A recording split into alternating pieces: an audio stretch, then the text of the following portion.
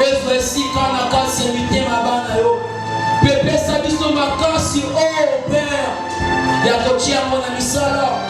Na kombo na Yesu Masia ne te godeli. De le gloire et louange à toi Seigneur Jésus-Christ.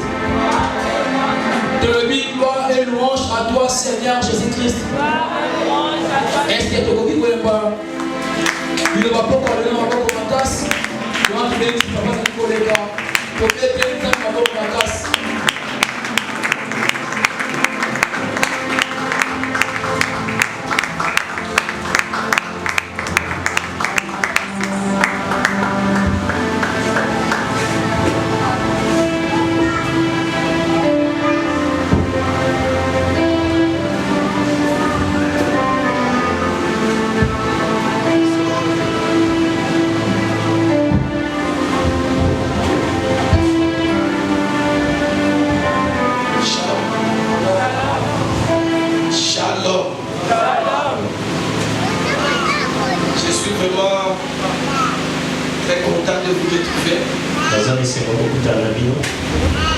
D'être encore dans cette merveilleuse assemblée.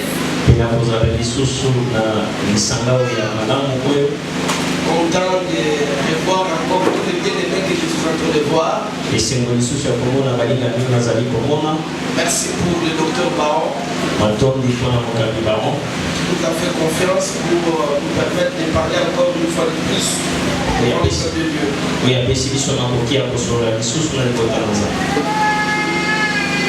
Amen. Amen. Est-ce que vous êtes là?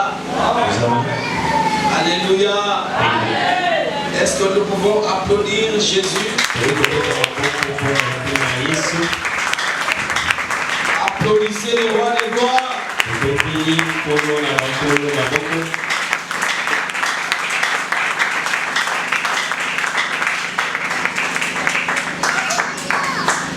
C'est dans le Christ. Nous sommes à la deuxième semaine évangélique.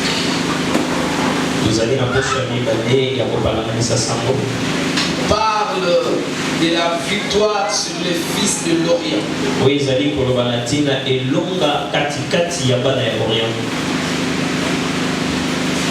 J'ai confiance à cette église qu'il y a des grands enseignants ici. Na confiance l'église ya oyo ezali na balakisi ya nene awa en commençant par le docteur Baron na kobanda na mobateli Pater Baron et les autres frères et sœurs, les autres bien-aimés. Je sais qu'il y a la grâce de l'enseignement ici. Alors moi je ne vais pas aller dans ce que nous avons déjà. Je ne suis pas venu pour commencer à réexpliquer, réenseigner ce que vous avez déjà reçu comme enseignement.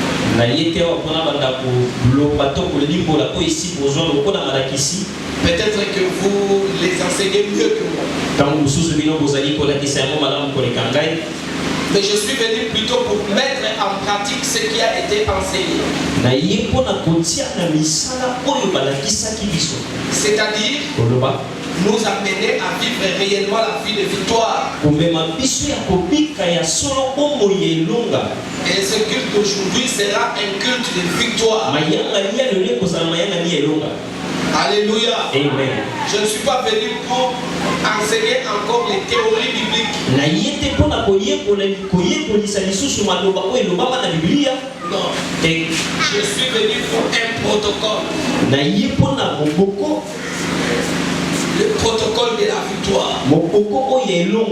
C'est-à-dire la manière de procéder. Les actes qui doivent être posés tout de suite. Pour que nous puissions saisir réellement la victoire sur le Fils d'Orient. Mais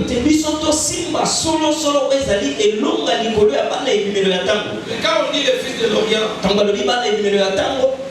mot, ce sont des forces du mal. Parce que le Fils de l'Orient était tout ce qui entourait Israël, soki bana ya orient bazalaki o bazali kozala liboso ya bana Israël qui entouraient bazalaki nzinga et qui ne voulaient pas o balingaki te que Israël entre Israël akota dans ses promesses, na bilaka na ye dans sa terre promise, na mboka ya mabele elaka combattait tout ce que Israël était en train de faire. kobundisa o nyonso Israël abandaki kosala. Alléluia. Amen. Et les fils de Moria, ne vous en faites pas, ils sont là jusqu'aujourd'hui. bana ebimelo ya ntango bazali wakino lelo Et nous dans l'église, biso na eklesia le fils d'Orient, bana ebimelo na ntango c'est l'esprit. ezali molimo Les mêmes esprits qui ont combattu le peuple de Dieu milimo ebundisaki libota na nzambe continuent à combattre les enfants de Dieu. oyo ezali kokoba kobundisa bana na nzambe. Pour moi, les enfants vous disent tout est. Alléluia. Amen. Pour que tu ne puisses pas avoir la victoire, po ete yo ozala na elonga te pour que tu ne saisisses pas ce que l'Éternel t'a promis et qu'il a préparé pour toi. po ete yo simba te okolo yawe alaka mpo na yo Ce qui se lève pour que tu ne puisses pas saisir ta destinée. oyo ezali kotelema mpo osimba te ezali lobi na yo Ce qui combat ta victoire et ton succès. oyo ezali kobundisa elonga na yo mpe kokende liboso. Le fils de l'Orient était aussi appelé, l'expression fils de l'Orient était aussi appliquée à certaines personnes qui étaient même au milieu d'Israël. elobeli ya bana ebimelo ya ntango yango mpe batiaki yango to balobeliaki yango na bato bazalaki mabe mpo na ntina bana Israele Mais qui étaient comme des Sambala et des Tobisha. oyo basalaki lokola bato bakolobaloba kosala makambo na lolenge na bango. C'est-à-dire ils peuvent être dans la famille. bakoki kozala na libota Ils peuvent être parmi nous dans l'église. bakoki kozala kati na biso na eklesia Mais kasi ce sont des Judas comme était Judas Iscariote à côté de Jésus. bazali bayuda lokola yudas oyo azalaki pembeni ya yesu. Ils sont gênés de votre progression. bango bazali kosepela te na kokende liboso na Ils bino sont gênés de votre avancement. bazali kosepela te na komona bino kozala na makambo ya Même minene se lever, se cacher la nuit bakoki koyoka kanda babimombi na butu pour faire reculer ce que vous êtes en train de faire. mpo na kozongisa nsima oyo bino bozali Donc tout kosala. ça c'est l'image des fils de l'Orient. nyonso wana ezali elili ya bana ebimelo na ntango. Amen. Amen. Alléluia. Amen. Alléluia. Amen. Et d'ailleurs vous vous souviendrez, okobanza certains autres fils de l'Orient, bana mosusu ebimelo ya ntango je parle ici d'Amalek, nazali kolobela bamalek bana ya malek Israël devait passer pour arriver à saisir la terre promise. israele esengelaki baleka mpi kino kokoma mboka elaka. Alors, wana les enfants d'Amalek les a stoppés. bana ya malek batelemelaki bango Pas question. balobi bokoleka te Passez pas. bino bokoleka te Pas question. moto akoleka te. Alors, wana Moïse s'est présenté devant la face de Dieu. mose amikuti liboso elongi ya yawe Seigneur, tu nous as promis la terre promise. mpona olakaki biso mboka elaka. Maintenant, regardez Amalek. tala amalek Il se lève contre nous. batelemeli Il biso ne veut pas que nous puissions passer. balingi te biso toleka Nous puissions saisir notre destin. balingi te tosimba oyo ezali lobi na biso. Alléluia. Amen. Alors, wana Dieu a ordonné à Moïse, nzambe apesi mitindo epai ya mose quand il est Aaron, na irne aron par la montagne, alibokende na ngomba dit à Josué, yebisa yoshua descend sur terre. ye akita na se Prenne des généraux, azwa bakonzi prenne des soldats azwa basokoto qui l'aillent se battre bakende kobunda contre Amalek. bakende kotelemela amalek. La Bible dit, biblia elobi Moïse est allé à la montagne mose ake na ngomba pour chercher Dieu, mpona koluka nzambe prier. mpona kobondela. Toutefois que les mains de Moïse restaient en train de prier Dieu, ntango nyonso maboko ya mose ezalaki likolo kobondela yawe sur le terrain de l'autre côté, bisika bandeko mosusu bazalaki Amalek était vaincu. amalek balongaki bango. Mais comme Moïse était noble, il était déjà vieux, lokola mose azali moto mpe azalaki kokoma mokolo quand il se fatigue, ntango alembi il ramène les mains maboko ekiti de l'autre côté. bisika ngambo mosusu Amalek prend l'ampleur, amalek azwi makasi commence à exterminer Israël. abandi kosilisa isalaele. Alors quand ils ont compris ça, ntango basosoli yango qu'est-ce qu'ils ont fait? bango basali nini? Ils ont pris Ir, bazwi ir ils ont pris Aaron. bazwi aron Pardon, ils ont pris Ir, ils ont pris qui encore? Aaron, oui. bazwi ir na aron Ils sont allés bamati à la montagne. na ngomba. Alléluia. Amen. ils sont restés devant Moïse. Quand les mains de Moïse étaient fatiguées,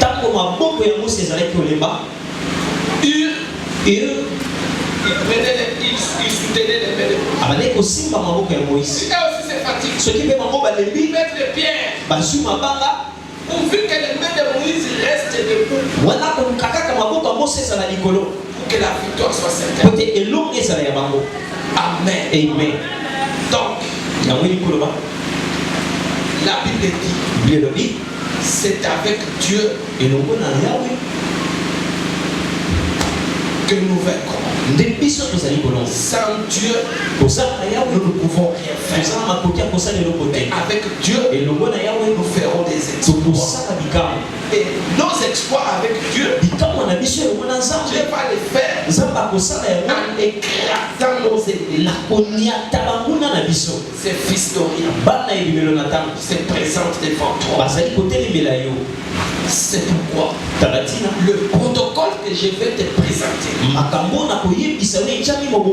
n'est autre que la prière. C'est ça le principal protocole. Maintenant, comment faire? Comment exécuter? Ce jour-là, Dieu a donné la formule à Moïse. Et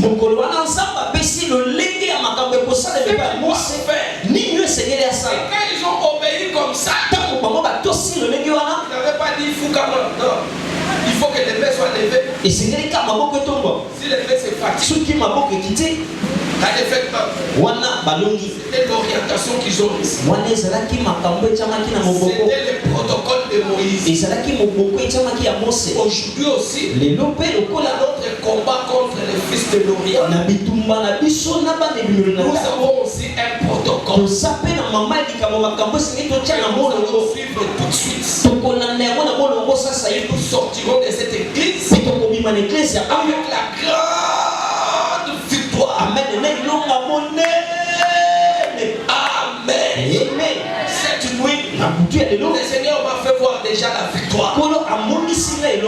N'ayez pas peur, ni des sorciers, ni des démons, ni des événements négatifs, ni des maladies, ni des épidémies.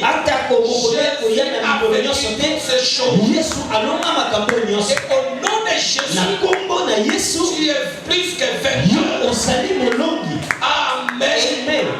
Maintenant, comment nous allons s'y prendre? C'est ce protocole que je suis venu t'annoncer et appliquer. Allez, on commence. Somme chapitre 109.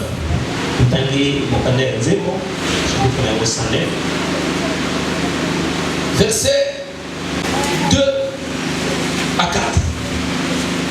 Nous allons lire la parole au nom de Jésus-Christ. Car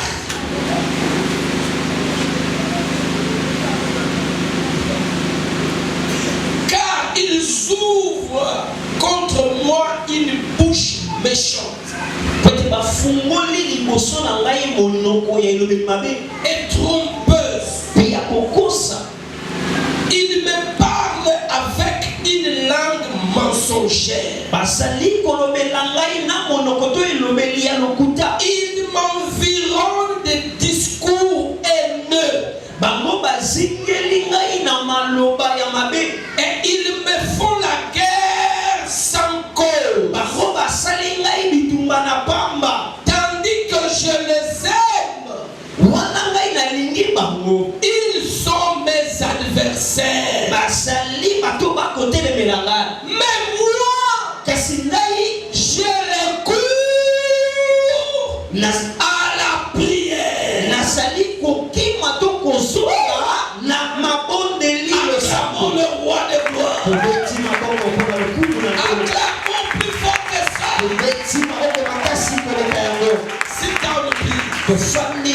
Amen. Amen. David qui est en train de parler ici, il nous donne cette parole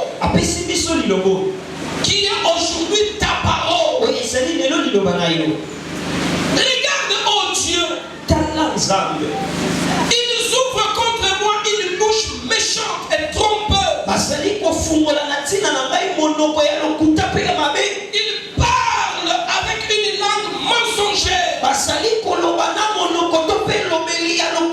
Je suis venu dire pour tous ceux qui subissent la méchanceté des autres. La méchanceté des autres. La méchanceté des familles. L'injustice au service.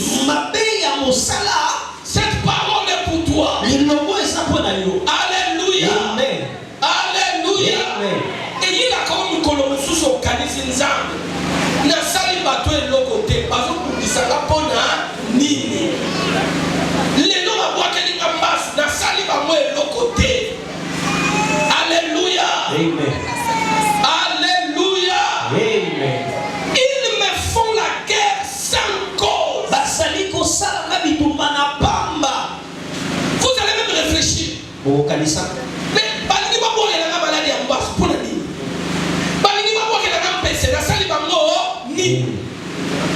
Dites amen. Amen. Alléluia. Amen. Ils me font la guerre sans cause. Bien-aimé, là, tous les enfants de Dieu, écoutez-moi. Quand le diable se lève pour vous combattre, parfois il le fait sans cause. Bitumba nyoso te o utaka pona bofungola ki porte. Et ça la bitumba musupe ofongoli porte te. Osali pe masumu te. Mais le diable décide de te combattre. Les sorciers décident de te combattre. Les nganga décident de te combattre. Ils me font la guerre. Sans cause. Tu peux t'interroger. Mais tata moi soit là toi ça la bien. Il y a mon likamunini yo ya linga ite. Mais maman bokilo na sala nyonso. Na sala ka nyonso pour la kocha kimia. Mais alinganga kaka te pona nini. Mais c'est meki oyo likambo ezaka nini. Nyonso na salaka. Alléluia. Amen. Ils vous font la guerre sans cause. Les fils de l'Orient n'ont pas besoin d'avoir les motifs pour faire la guerre. Non, c'est sans raison. Au salaire de côté, mais pas au bout du salaire. Moi, je suis à bord de Kasika. À ça, je suis à bord côté, côté de poison. Dites amen. Alléluia. Au moment où vous trouvez aux les canaux, au salaire de côté, mais quand vous avez le Bible, vous doit la ligne. À l'ingaraïté, à Salayo, ligne. Ou à Salapé, de côté, mais la séparation. Alléluia. Est-ce que je solo to akuta sikolo batwana maloba na bango bamusu basile basuka kana koloba te bakoma kana ngotina koloka tina kosaka. Dites amen. Ce sont ces fils de l'Orient là que nous devons combattre et nous devons faire. Vous allez, surtout quand vous avez l'étoile de Dieu, vous allez rencontrer les occultistes, méchants au travail, chef na wana ligarote. Pour ça les logoté les chefs wana aligarote santiyote. Alléluia. David dit on me fait la guerre. Mais dans tout ça, on va continuer à pleurer. On va continuer à se plaindre. Après avoir remarqué toutes ces choses, j'ai recours à la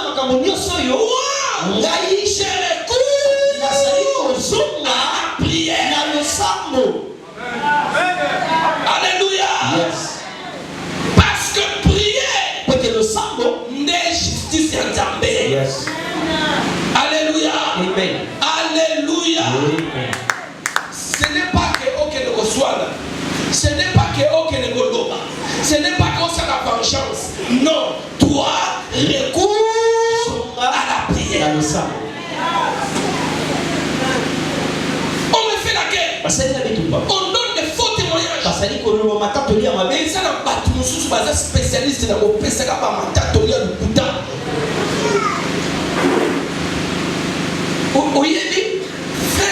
suis au monde,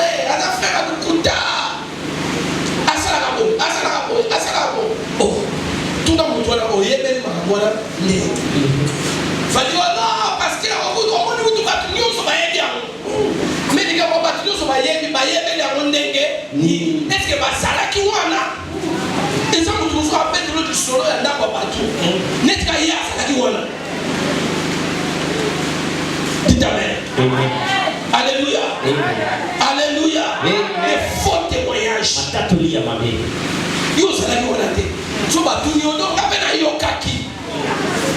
Ba ke na mutu yo kela ki wana. Papa, makambo yo zo ba ozua owa. On a dans un qui va mettre ma solo na yoki. Mais pas là c'est qui? On a dit, les on c'est qui? Tu ne peux pas porter les témoignages pour lesquels tu n'as pas été témoin. Alléluia. Amen. Parce qu'il y aura toujours de fausseté. David dit on met des mots de faux témoignages sur moi. On me parle des mensonges. Les choses que je n'ai pas faites, on m'implique que j'ai fait ça. Et puis parfois des gens qui sont très proches de toi. Et ça le là, qui pensait que voilà, moi c'est mon gars. Basali Mikopa. Il y a nous disons pasteur, mon jeune pasteur, mon gars d'aller très fort. Alors, abondissement, on a parlé bien. Aïe, à ce micro, témoignage. Dans un témoignage, dans la politique de la population, dans la bandeko, dans la carte de l'Europe, pour le pasteur, ou dans le rôle qui sert bien pasteur, dans l'église. Alléluia. Église qui bouille. Moi, là, ma famille, il y a personne qui n'a pas et c'est à créer, à fabriquer des capois pour le côté de dans Amen. Alléluia. Prière Sili. Pasteur titulaire avec ici réunion. Avec ici pasteur, mon akoyo qui m'a envoyé les cas. Pasteur, moi la noce on a pas la MBT. Jamais. Moi c'est à vous constater. Qui vous a dit que moi c'est à vous constater? Alléluia. Alléluia. Et moi au côté de la poussée. Et ça va moi dans la bala. Toi la makamweza la oh non. Quand le cola moi si on a l'obiga que moi na wana na zemina ye. Si vous voyez par exemple, donc à l'objet à la fête, attends, on s'expliquait des lignes. Moi, la mention à l'objet, oh, moi, la mention à fondé dans les macaques. Dis Amen. Il y a des gens qui sont victimes de faux témoignages. Ils sont en bateau, on va faire ça dans ma catholique à ma vie. Boulou, il y a des côtés. Il y a aussi ce le pasteur. Pasteur a dit, bon, voilà, il dit, quand vous êtes bien, on est dans un côté, on va monter. À côté des prières, voilà, moi, si on a la rare, nous avons prié. À épicier, quel est le moyen de s'abattre au second, on va scandaliser dans mon amour de sang qui est au Cossack. Il va tout le monde faire ça, on a dit, madame, on va voter. Nous ne pas décourager, nous ne pas accueillir, nous ne pas accueillir. Nous avons bandé dans la nappe, ni pour la bande de l'Oba. Alléluia. Aïe, pour tout le retard, à tout le monde sur l'information, parce que nous ne sommes pas accueillis, nous avons été accueillis, nous avons été accueillis, nous avons apprécié 24 heures. 24 heures pour aller à comme le gars zoba au banana que le mais similité 2 jours après moi la moi soir à côté ça va frapper on a vu des faux témoignages. Et qu'est-ce qui a justifié ce pasteur là? Nini oyo et ça qui est la prière. On va te dire pas ta zalabi magolo qui est le sang. Comment on a obandi le mais pas on dit menote. Attends on oublie comme pas on dit menote tika. Recours simplement à la zonga kaka dans le sang. Prière et que palobalayo. Parce que Nzambe yemo akoti makamwana. Pour Nzambe auto sambe na kaza Nzambe ya justice. Mutu moko aloba wa ete justice ya Nzambe ezali. Doba amen. Amen. Alléluia. Amen.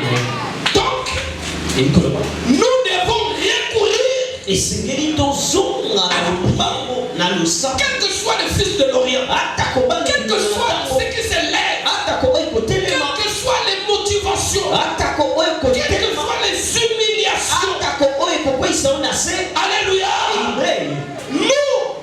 nous avons recours à la prière. Dans le sang.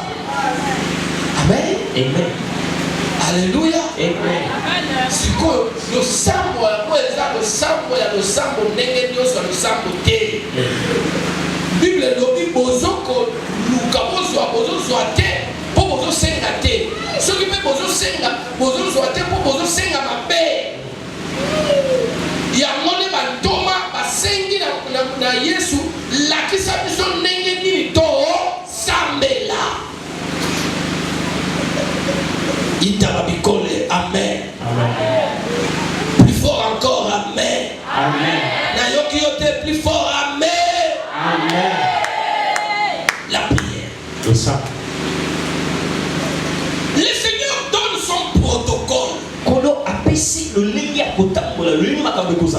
Comment les choses doivent être dans sa présence. Pour vous conduire jusqu'à la victoire. Amen. Amen. Premier élément du protocole. Nous allons le lire en Psaume chapitre 100 verset 2 et verset 4.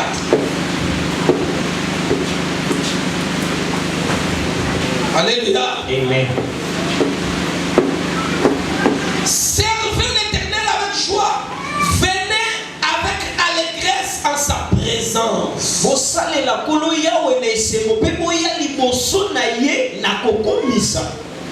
Verset 4. Entrez dans ses portes avec de louanges. Et dans ses parvis avec des cantiques. Célébrez-le. Bénissez son nom. Amen. Amen. Lorsque nous nous présentons devant la présence de Dieu,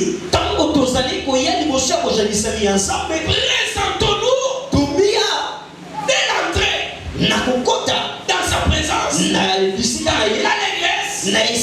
par les cantiques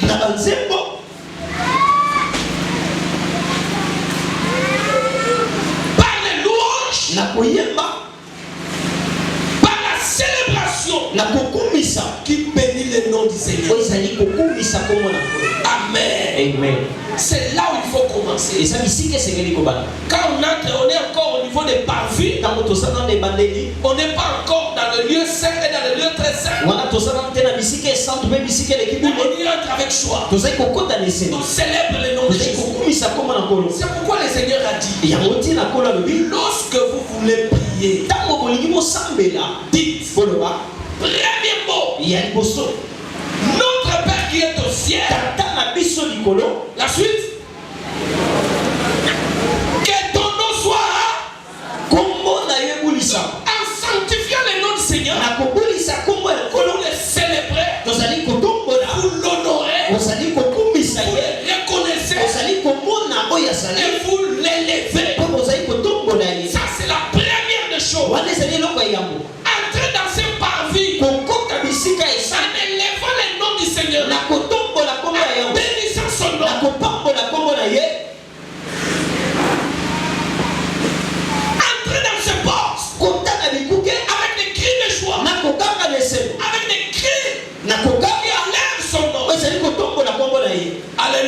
Amen.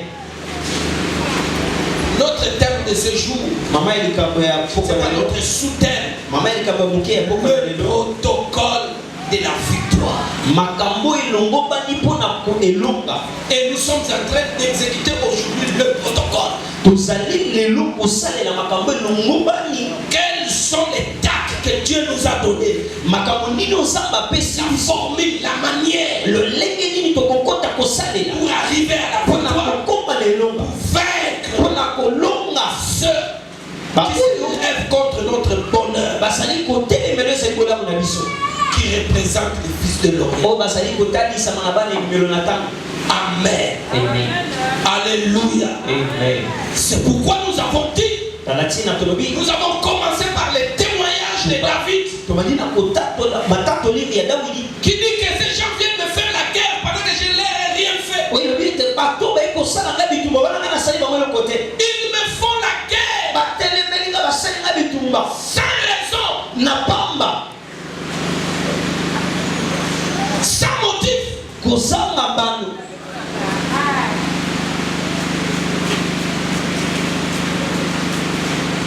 Ils font des discours haineux,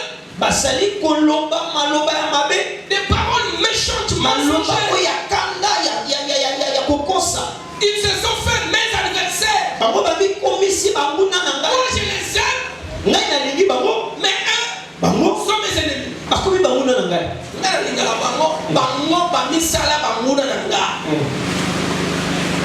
Et si quelqu'un nous a ils me rendent le mal pour le bien. Ils me font la guerre sans cause.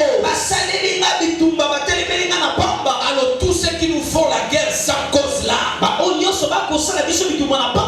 ce soir nous réglons les affaires. Amen. Yes. Alléluia. Amen. Et David, comment il a réglé ses affaires?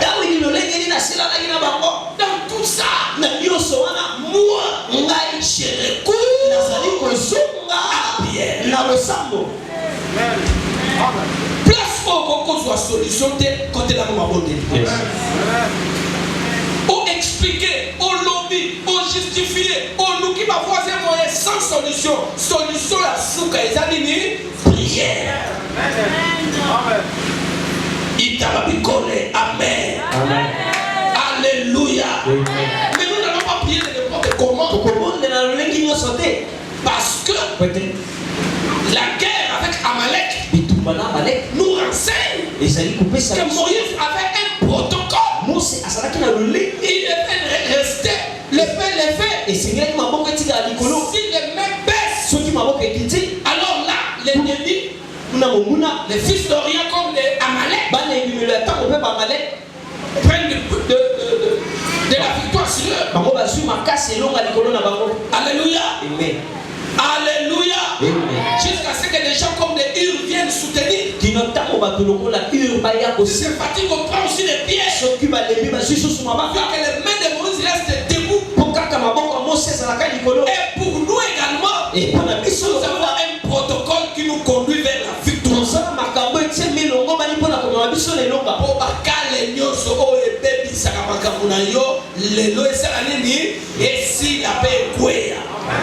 Et puis tant que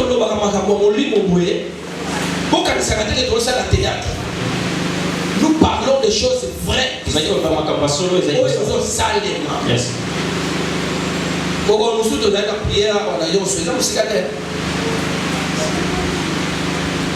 Alors, les gens du quartier là ont fait les requis des sorciers.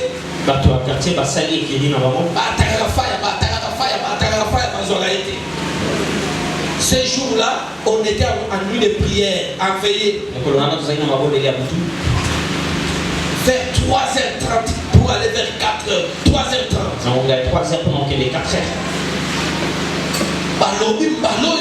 Pour déléguer physiquement comment.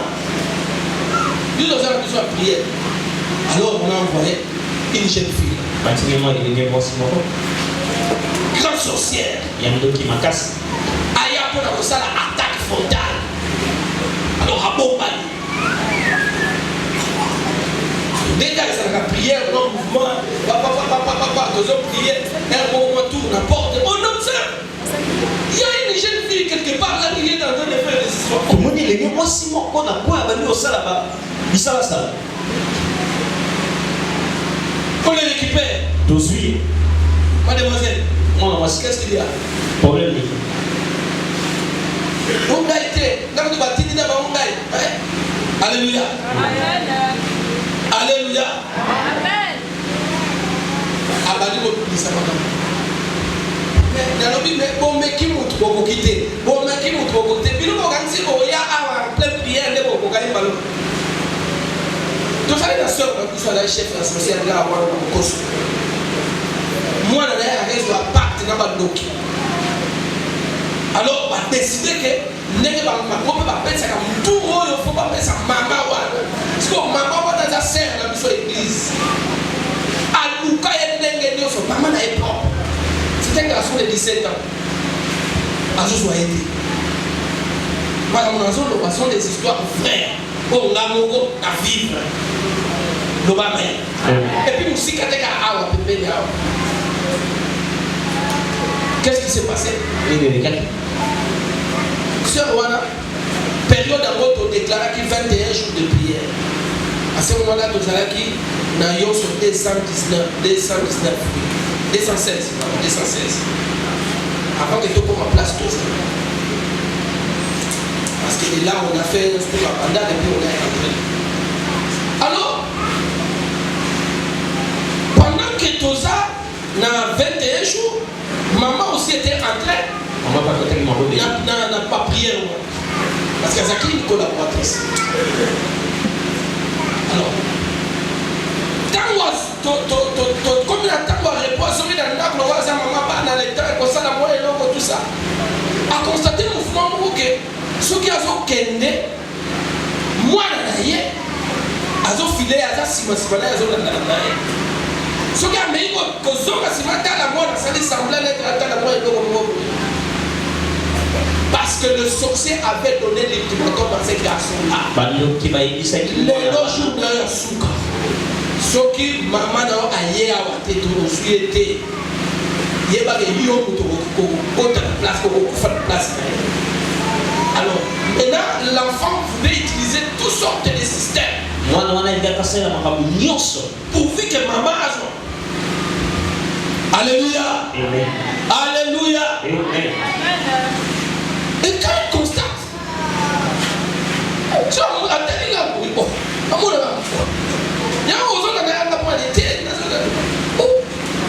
maman a une prière. Qui peut être abonné au gars de pendant que nous étions en prière, petit wana, ma maître n'a pas bimelier, ma dit comment on échoué, donc tu es besoin. Pourquoi on a quoi il y a pas de sous-conscience à maquiller? Baye qu'on soit sœur dans l'église. Pour avoir dans l'homme été. Qui là? Allez, je suis mal à mon corps. Sana. Alléluia. Parce que plus que les soignés, plus malade des gens graves. Amen. Si le temps a commis la souka, la salle a gâché 2 ou 3 jours. Aliakata, ne yemo a bandi au tatola. Oh maman, l'imisangai, talama mozala qui doye, monde na badola d'ailleurs na badola sala deux jours et sangai, tout à souka, nous sommes dans le caillou, na kutaka moto, na zoko kozwalote, na kutaka moto, na zoko kozwalote, yango ne ba décider lelo. Il faut que les boyaux, les prières, les moto,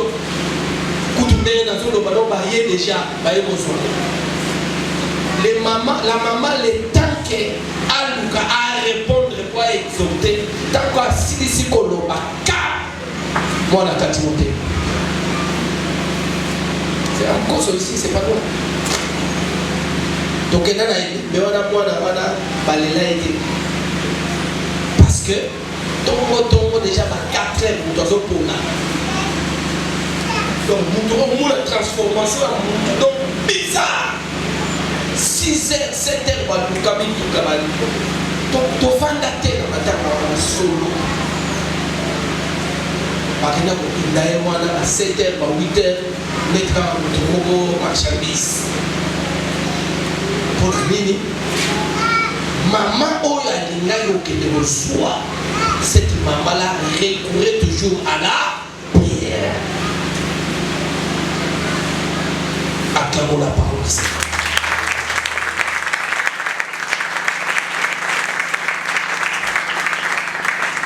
Mokolo mususu ozwa chance okutana na ndoki oyo ayekoloba vérité tonganga aye biso vérité c'est qu'il représente un enfant de Dieu qui a la vie de prière. Okokamo nga na ministère na déjà denganga baye kotude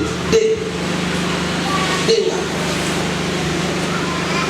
aye osenga pardon moko il a été converti à komaka période moko tango ça na intérieur interprète na c'est le frère Alphonse tu as rien à qui na wa la tsabio. Alléluia. La prière a une puissance. Le sang maintenant il faut qu'on ait un protocole de la prière. Parce que si vous demandez et que vous ne savez pas demander, ou vous demandez mal, voyons votre réponse est c'est pourquoi je vous donne ce protocole. Premièrement, quand vous entrez directement au parvis de la présence de Dieu, commencez à le célébrer. Commencez à l'élever. Faites ce que Jésus a dit. Lorsque vous prierez, notre Père qui est aux cieux, que ton nom soit sanctifié. Que ton règne vienne. Donc quand vous êtes là, entrez dans ce parvis, dans sa présence, par les paroles qui l'élèvent, les glorifient. Amen. Vous êtes d'accord, Nanga? Est-ce que tu comprends dans vos côtes à Sikoyo? Alléluia. Alléluia. Invitez votre aussi ça Ernini parce que ma terre n'est pas banda. L'Obama. Quelle est ma place aux alliés?